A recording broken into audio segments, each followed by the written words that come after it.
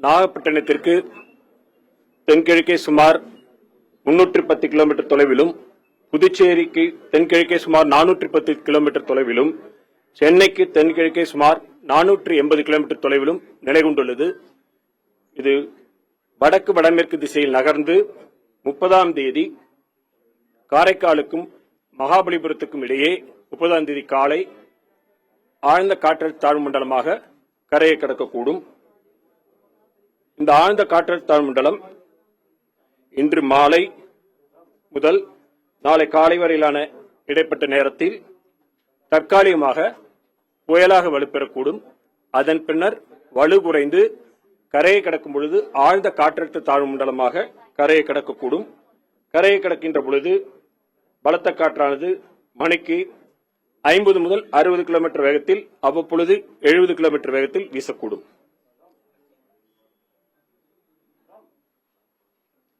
இதன் காரணமாக அடுத்து வரும் 4 தினங்களுக்கு தமிழகம், புதுவை, காரைக்கால் பகுதிகளில் பரவலாக மிதமான மழை பெய்யக்கூடும்.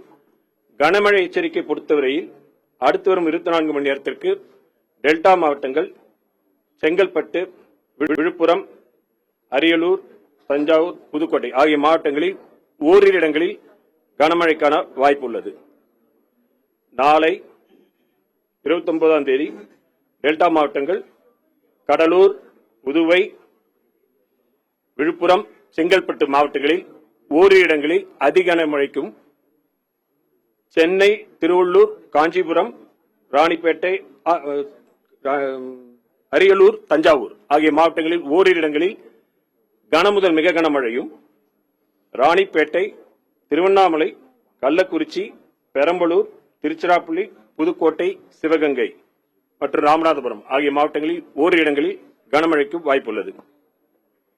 30ஆம் தேதி திருவள்ளூர், சென்னை, காஞ்சிபுரம், செங்கல்பட்டு, விழுப்புரம், கள்ளக்குறிச்சி, கடலூர் ஆகிய மாவட்டங்களில் ஓரிரு இடங்களில் அதிக கனமழைக்கும், ராணிப்பேட்டை, திருவண்ணாமலை, பெரம்பலூர், அரியலூர், மயிலாடுதுறை, காரைக்கால் மற்றும் டெல்டா மாவட்டங்களில் ஓரிரு இடங்களில் கனமுதல் மிக கனமழையும், வேலூர், திருப்பத்தூர், கிருஷ்ணகிரி, தருமபுரி, சேலம், நாமக்கல், திருச்சிராப்பள்ளி, கரூர், புதுக்கோட்டை ஆகிய மாவட்டங்களில் ஓரிரு இடங்களில் கனமழைக்கும் வாய்ப்புள்ளது. 1ஆம் தேதி மேற்கு தொடர்ச்சி மலையொட்டியுள்ள நீலகிரி, கோவை, ஈரோடு, திருப்பூர், திண்டுக்கல் மாவட்டங்களில் ஓரிரு இடங்களில் கனமுதல் மிக கனமழையும், கிருஷ்ணகிரி, தருமபுரி, சேலம், நாமக்கல், கரூர், தேனி, மதுரை ஆகிய மாவட்டங்களில் ஓரிரு இடங்களில் கனமழைக்கும் வாய்ப்புள்ளது. தரைக்காற்றுக்கான எச்சரிக்கை பொறுத்தவரையில் இன்று முதல் நாளை மாலை வரை வட தமிழக கடலோர மாவட்டங்கள் மற்றும் புதுவை, காரைக்கால் பகுதிகளில் பலத்த தரைக்காற்றானது மணிக்கு 45 முதல் 55 கிலோமீட்டர் வேகத்தில், அவ்வப்பொழுது 65 கிலோமீட்டர் வேகத்தில் வீசக்கூடும்.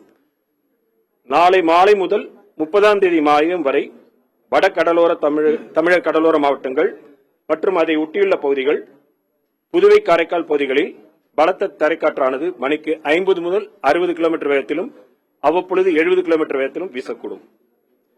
மீனவர்கள் 30ஆம் தேதி வரை கடலுக்கு செல்ல வேண்டாம் என்று அறிவுறுத்தப்படுகிறார்கள்.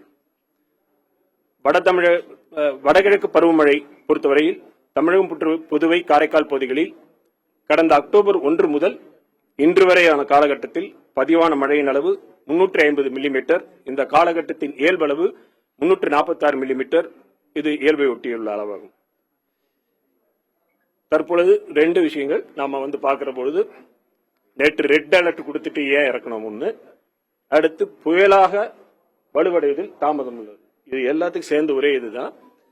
அதாவது இதுல பார்த்தோம்னா முன்னாடி நம்ம சொல்ற மாதிரி ஒரு சிஸ்டம், காற்றழுத்த தாழ்வு மண்டலம், இந்த மாதிரி லோ பிரஷர் சிஸ்டம் வலுவடைவதற்கு காற்றின் வளிமண்டலத்தின் கீழ்ப்பகுதியில் காற்று குவிதல், மேல் பகுதியில் விரிவடைதல் போன்ற பல விஷயங்கள் இருக்கு. இதுல பார்க்கும் பொழுது 26, 27 தேதிகளில் நல்ல காற்றினுடைய கீழ்ப்பகுதியில் வளிமண்டலத்தில் காற்று குவிவதற்கான நிவிதை பார்க்கிறோம். நேற்று முதல் பாத்தீங்கன்னா காற்று குவிவது குறைந்துள்ளது. 28ஆம் தேதி பாத்தீங்கன்னா வளிமண்டலத்தின் மேலடுக்கில் அது காற்றினுடைய விரிவடைவது தொடர்ந்து நிலை கொண்டிருக்கிறது. அதனால மேல இன்னும் சிஸ்டத்துக்கு இன்னும் ஃபேவரபிளா இருக்கு. கீழ்ப்பகுதியில் குறைந்திருக்கிறது. விண்ட் ஷியர் என்று சொல்லக்கூடிய காற்றின் திசை மாறும் மற்றும் காற்றின் வேகம் மாறக்கூடிய பகுதி, அது இந்த ஆழ்ந்த காற்றழுத்த தாழ்வு மண்டலத்தின் மைய பகுதியில் சாதகமாக அந்த கிரீன் கலர் இருக்கிறது, சாதகமாக இருக்கிறது. ஆனால் நிலப்பகுதி ஒட்டியுள்ள பகுதியில் அதிகமாக இருக்கக்கூடிய காரணத்தால் கன்வெக்ஷன், அந்த காற்று, இந்த மேகக்கூட்டங்கள் உருவாகுவது குறைந்துள்ளது. மேலும் அந்த நகர்வு, அதனோட நகர்வு பாத்தீங்கன்னா நேற்று 13 கிலோமீட்டர் இருந்து கிட்டத்தட்ட நிலையாகவே வெகு சிக்னிபிகண்டா அதனுடைய மூவ்மெண்ட் குறைஞ்சிருக்கு. சிஸ்டம் நல்ல டெவலப் ஆகும் பொழுது, அது நகரும் பொழுது, சற்று நகர்ந்தால் நமக்கு அதற்கு செல்லக்கூடிய ஃபீல்டர் பாயிண்ட்ஸ்ல இருந்து நேற்று முன்தின மழை கிடைத்திருந்தது. சிஸ்டத்துடைய மூவ்மெண்ட் குறைந்து விட்டது, அதனுடைய கன்வெக்ஷன்ஸ் குறைஞ்சதன் காரணமாக நேற்று அவ்வளவு குறிப்பிட்ட அளவுக்கு எதிர்பார்த்த அளவுக்கு மழை நிகழவில்லை. நிலப்பகுதிகளில், கடல் பகுதியில் இருந்தது, நிலப்பகுதியில் நிகழவில்லை. எனவே கொடுத்த அந்த ரெட் இது இருந்தது. ஏற்கனவே சொன்ன மாதிரி இந்த ஆழ்ந்த காற்றழுத்த தாழ்வு மண்டலம் பாத்தீங்கன்னா நம்ம முன்னாடி சொல்லியிருக்கோம், அதுதான் கிழக்கிலிருந்து மேற்காக நகர்ந்து செல்லக்கூடிய ஈக்குவட்டோரியல் ராஸ்பி வேஸ், மேற்கிலிருந்து கிழக்காக நகர்ந்து செல்லக்கூடிய எம்ஜிஓ இருக்கக்கூடிய காரணங்கள், பிளஸ் அது இலங்கைக்கு அருகில் இருக்கின்ற பொழுது அந்த ஆழ்ந்த காற்றழுத்த தாழ்வு மண்டலத்தை நோக்கி செல்லக்கூடிய காற்றின் போக்கு நிலப்பகுதியில் உராய்வு ஏற்படுவதால் அதிலேயும் ஏற்பட்ட மாற்றங்கள். மேலும் வட திசையில் அது நகர முடியாத அளவிற்கு ரிட்ஜ் என்று சொல்லக்கூடிய 2 எதிரெதிர் திசையுடைய காற்றின் போக்கு இருக்கின்ற காரணத்தினால் இந்த மல்டி ஃபேக்டர்ஸ் முன்னாடி திருப்பி சொல்ற மாதிரி வெவ்வேறு காரணங்களால் நகர்வின் வேகம் குறைந்திருந்தது. வளிமண்டலத்தின் கீழ்ப்பகுதியில் காற்று குவிதல் குறைந்திருக்கிறது. அதனுடைய காற்று திசை மாறும் பகுதி நிலப்பகுதியை ஒட்டியுள்ள பகுதியில் அதிகரித்தது. காற்று அதற்கு சிஸ்டத்துக்கு செல்லக்கூடிய காற்றின் போக்கில் அந்த ஸ்ரீலங்கா பகுதியில் ஏற்பட்ட மாறுதல் காரணமாக அதன் நகர்வில் ஏற்பட்ட குறைவு காரணமாகவும் மொத்தமாக பார்க்கும் பொழுது அது புயலாக வலுப்பெறுவதிலும் தாமதம் ஏற்பட்டது. அதனை ஒட்டி ஏற்படக்கூடிய மழையிலும் எதிர்பட்ட காரணத்தால் நம்ம அந்த இதெல்லாம் ரிடியூஸ் பண்ணோம். காற்று முறிவு தமிழ்ல மாத்திக்கிறதா, பட் காற்று திசையோ வேகமோ அல்லது இரண்டுமே மாறுவது, வளிமண்டலத்தின் கீழ்ப்பகுதியிலிருந்து மேல் பகுதிக்கு செல்லும் பொழுது இன்னும் டைரக்ஷன் மாறணும், இல்ல ஸ்பீடு மாறணும், இல்ல ரெண்டுமே மாறணும். ரெண்டும் மாறினா அதாவது ஒரு சிஸ்டத்தை ஒரு உருளை மாதிரி நீங்க கற்பனை பண்ணீங்கன்னா ரெண்டு குறைவாக இருந்தால் கீழ்ப்பகுதி மேல் பகுதி அலைனா இருக்கும். அதிகமா இருக்கும் அது மாற்றம் ஏற்பட்டால் மேல் பகுதி சிதறி போக சில சமயங்கள் வேறுபாடு உண்டு. அதனால இருக்கின்ற பொழுது குறைவு அந்த இது மாற்றங்கள் இருக்குன்னா நிலத்துக்கு அருகில் வருகின்ற பொழுது கிளவுட் டெவலப்மெண்ட் இன்று இரவிலிருந்து துவங்க வாய்ப்பு இருக்கு, படிப்படியாக அதிகரிக்கக்கூடிய. சொன்ன இதில் காரைக்காலுக்கும் மகாபலிபுரத்துக்கும் இடையே 30ஆம் தேதி காலை.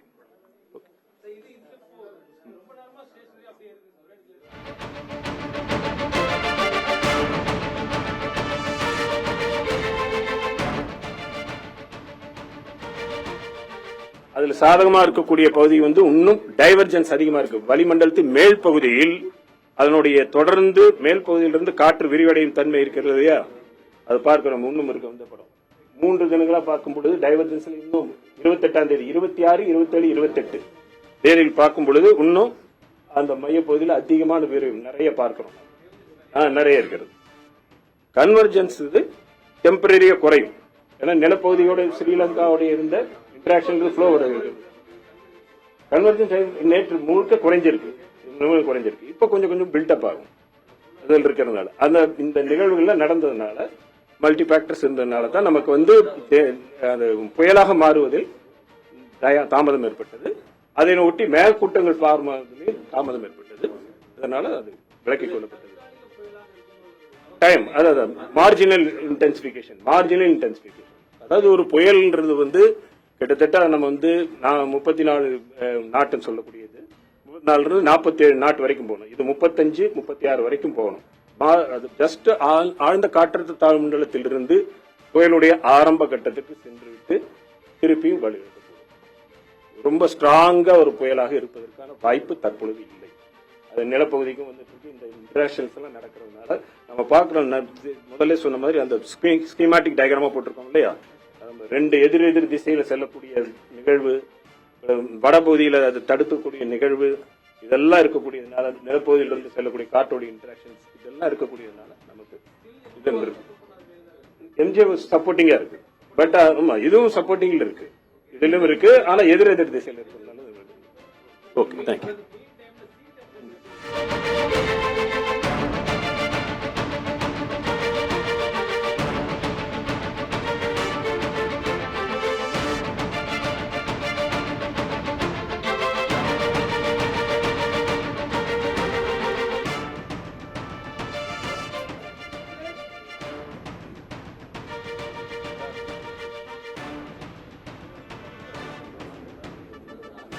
இதுதான்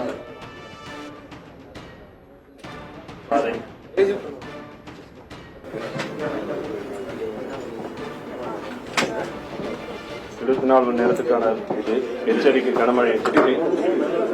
48 மணி நேரத்துக்கு 29ஆம் தேதி எச்சரிக்கை, 30ஆம் தேதி எச்சரிக்கை, 31ஆம் தேதிக்கான எச்சரிக்கை.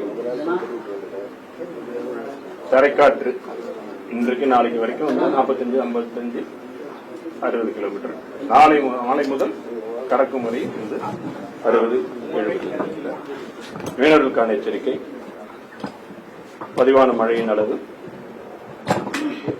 அந்த மாதிரி. கன்வர்ஜன் நேற்று பார்க்கும் பொழுது உங்களுக்கு 60 இருந்தது, இப்போ 30 ஆயிரம். டைவர்ஜன்ஸ் ஒன்று மெயின்டைன் ஆகிட்டே இருக்கு, அப்பர் லெவல்ல மெயின்டைன் ஆகிட்டு இருக்கு. விண்ட் ஷியர் இந்த மைய பகுதியில் கிரீன் கலர்ல இருந்த சாதகம், ஆனா இந்த பக்கத்தில் வரும்பொழுது நிலப்பகுதி ஒட்டி வருகின்ற பொழுது அது உங்களுக்கு அதிகமான வேல்யூ இருக்கு. அதனால ஷேர் ஆகுது, கிளவுட் வந்து ஷேர் ஆகுது, டெவலப்மெண்ட் ஷேர் ஆகுது. வேகம் சிக்னிபிகண்டா குறைஞ்சிருக்கு. 13 கிலோமீட்டர் பெர் ஹவர்ல இருந்து கிட்டத்தட்ட நகராம கூட இருக்கு, 6 மணி நேரத்துக்கு நகராம இருக்கு. சொன்ன மாதிரி கிழக்கிலிருந்து மேற்கு, மேற்கிலிருந்து கிழக்கு, அந்த நிலப்பகுதியிலிருந்து செல்லக்கூடிய காற்று, பிறகு வட திசையில் இருக்கக்கூடிய பிரிட்ஜ் என்று சொல்லக்கூடிய எதிரெதிர் திசை காற்று போகக்கூடிய தடையினால இது இங்க இருக்கு.